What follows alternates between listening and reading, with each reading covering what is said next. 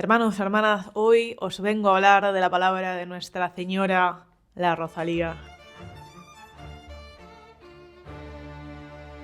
Acaba de salir un disco nuevo de la Rosalía, se llama Lux, y yo vengo muy entusiasmada con todo el lanzamiento desde que reveló que la tapa era ella vestida de monja, en una pose que dejaba de entender que no iba a ser un disco acerca de los valores conservadores de la iglesia cristiana, sino por el hecho de que estaba con una mano tocándose el pecho bajo el hábito, era bastante claro que iba a hablar de sexo. No es la primera vez que esto pasa en la historia del pop. Madonna lo hizo con Like a Prayer, Lady Gaga lo hizo con Judas. Del lado conservador no me llamó la atención que haya controversia, porque bueno, como decía, siempre la hubo, siempre la hay.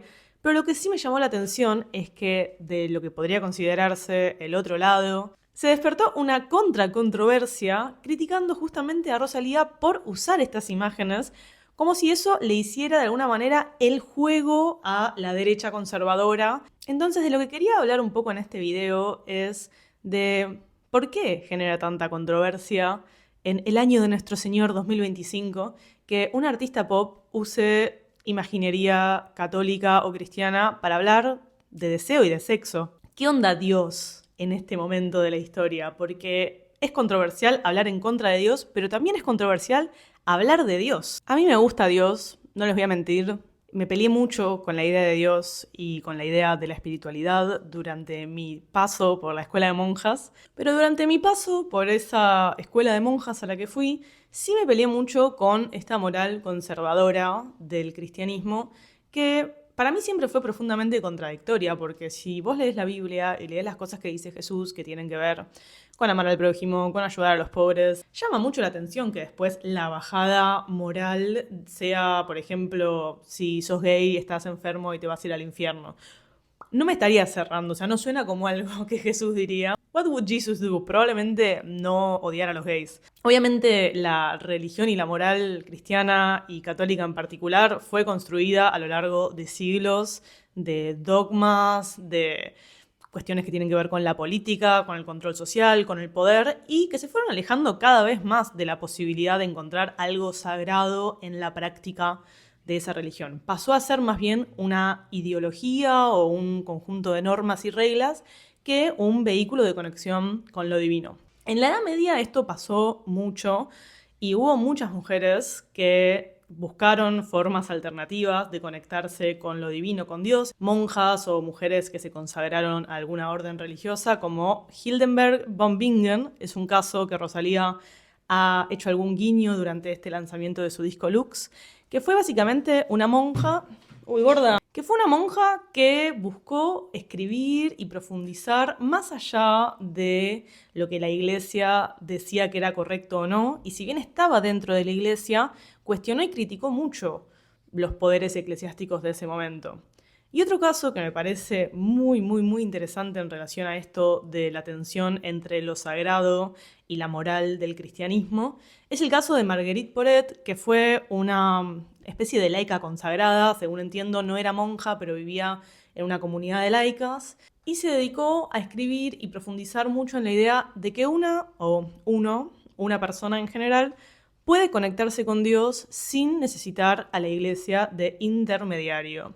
Y obviamente, ¿qué le hicieron a Marguerite Porete? ¿La felicitaron? No, la quemaron en la hoguera. Y en el mundo de hoy, en el que obviamente somos conscientes de todo el daño que ha hecho la iglesia a lo largo de los años, y en gran medida sigue haciendo, por ejemplo, y de forma muy absurda en Estados Unidos, movimientos conservadores que van en contra de los inmigrantes, cuando, bueno, de vuelta Jesús decía muy claramente, ayuda al prójimo. Pero eso no quita, creo yo, que hay un impulso en el ser humano de sacralizar y de trascender la separación con lo otro.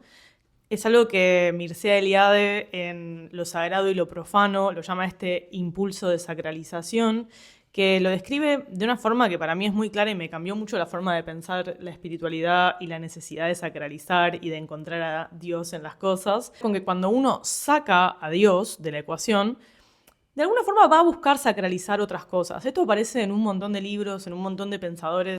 Dialéctica del iluminismo de Adorno, no confundir con Adorni, y Horkheimer.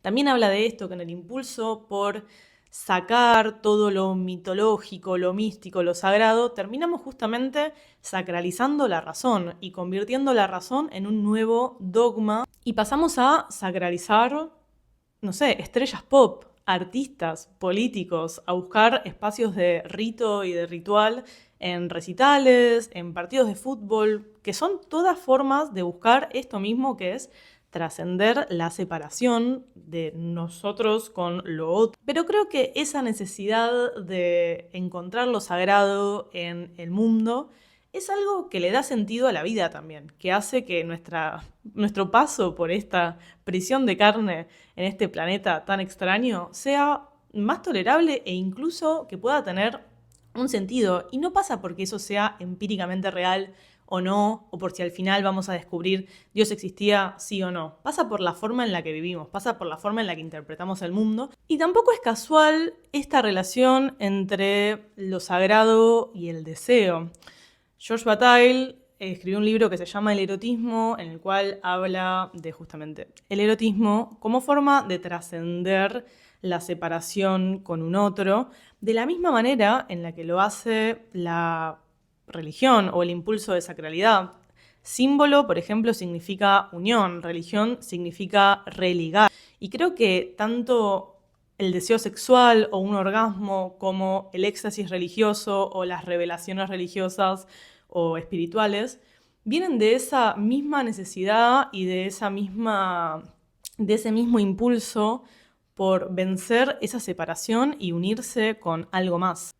Entonces creo que no es casual y no es aleatoria la elección de estos símbolos para hablar de esto, de lo que está hablando Rosalía. Creo que están muy bien elegidos, creo que transmiten muy bien ese mensaje, de la misma forma en la que lo hacía, por ejemplo, Like a Prayer de Madonna, que es una canción que también habla de deseo, habla de sexo, usando imaginería cristiana, y no es solo para provocar o solo para transgredir, incluso si esa transgresión y esa provocación son parte del mensaje. Tiene mucho que ver el impulso de encontrar a Dios con el impulso de fundirse con un otro. No por nada se le dice verle la cara a Dios. Así que me encantaría leerles si tienen opiniones de esto. Si no sabían nada del tema y con esto se enteraron, pueden escuchar el disco y contarme qué onda. Yo soy Vicu Villanueva, este es mi canal de YouTube. Pueden suscribirse si quieren ver más de mis videos. Y también pueden suscribirse a mi newsletter que sale todos los domingos a la mañana, acá en la descripción de este mismo video. Gracias por mirar este video y nos vemos en el próximo. Mua.